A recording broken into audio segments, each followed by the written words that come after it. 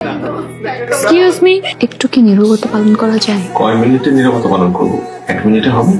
দেখেন, এটা লাইব্রেরি, মাছের বাজার না। আর লাইব্রেরি মানে কি? লাইব্রেরি মানে এখানে অন্যদেরকে বিরক্ত করা খুবই অশোভন কাজ। আমি আসলে বুঝিনি যে আমি অনেক জোরে শব্দ করে কথা বলছিলাম।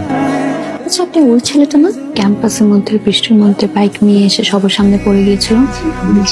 আসলে সিনেমা দেখতে দেখতে না বিচারের অবস্থা। ক্যাম্পাসে এমন কোনো হিরোইন আছে নাকি যার জন্য আমার হিরো সাজতে হবে? কেন নির্দোষ? অবশ্যই আছে। ইনিকে দেখতে সুন্দরী না? আপনার নামটা যেন কি? অর্পা।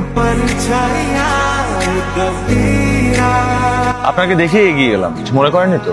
না, কি মনে করবো? আপনি তো আর গুন্ডা না। ভালো মানুষ নাও তো হতে পারি। খারাপ মানুষ হবার কথা না, কারণ খারাপ মানুষরা অন্তত লাইব্রেরি যাওয়ার সময় পায় না। এই জায়গাটায় আমি প্রায় সময় কাটাই। আপনি যেখানে বসে আছেন আর ঠিক পেছনে আমার নাম লেখা আছে। সবুজের মাঝে নিরিবিলি কোনো জায়গা পেলে সেটা নিজের করে পেতে ইচ্ছে করে। যারা সবুজ ভালোবাসে তাদের মন পাতার মতো নরম হয়। গাছ লাগানো? হ্যাঁ, ওই মসজিদের পাশে যে কৃষ্ণচূড়াটা, ওটা আমারই লাগানো। Thank you. কিন্তু আমার দোলন চাপা পছন্দ, সেটা আপনাকে কে বললো? একদিন আপনার কানের পাশে ছোট্ট দোলন জামা দেখেছিলাম। আজকে আমরা একটা জারু গাছ রোপণ করবো কৃষ্ণচূড়া গাছের পাশে। গাছ রেডি আছে? আমি কৃষ্ণচূড়া, তুমি কি বৃষ্টি বলছো? আবে, বাইরে কি বৃষ্টি হচ্ছে? জানালা খুলে দেখো। বৃষ্টি কি ক্ষণস্থায়ী? এখনই খুলে দেখতে হবে জানলা? তুমি চাইলে দীর্ঘস্থায়ী বর্ষণ চলবে, চাও? পারবে না দিতে 1,000,000 বছরের বর্ষা? কিন্তু সেই বর্ষায় কৃষ্ণচূড়াকেও সাথে রাখতে হবে। কেন? আচ্ছা, আপনি করেই বলবে, তুমি তো নামা যায় না।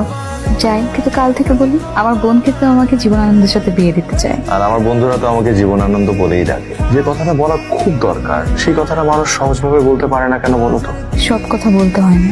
না বললে তুমি বুঝতে পারো? না পারলে সাইকোলজি নিয়ে পড়ে কি লাভ হলো আমার?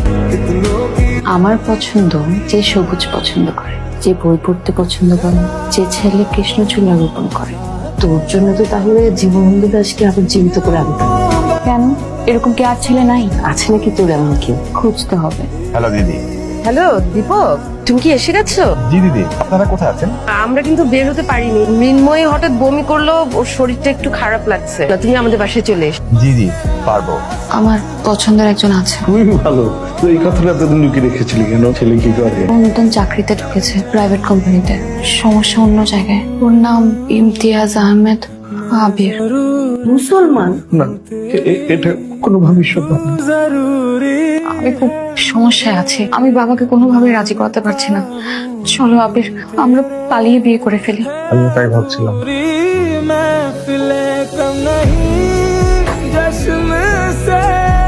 আমরা কি কোনো ভুল সিদ্ধান্ত নিচ্ছি? কাজটা কি ঠিক হচ্ছে? বাসা থেকে বের হয়ে এখানে আসতে আসতে সারা পথ আমিও একই কথা ভাবছিলাম। তুমি যেমন আমার প্রিয়জন, আমার পরিবারও আমার আপনজন। তোমার ক্ষেত্রেও তাই। কত বড় একটা আঘাত দিতে যাচ্ছিল। কি করবো তাহলে আবির? একটা কঠিন সিদ্ধান্ত নিতে হবে। পারবে মানতে? কি? আমাদের আলাদা হয়ে যাওয়া উচিত। দুজনের আলাদা জীবন। বছরের অন্তত একটা দিন আমি তোমার সাথে দেখা করতে চাই, শুধু জানার জন্য তুমি কেমন আছো। পৃথিবীর যেখানে থাকি না কেন।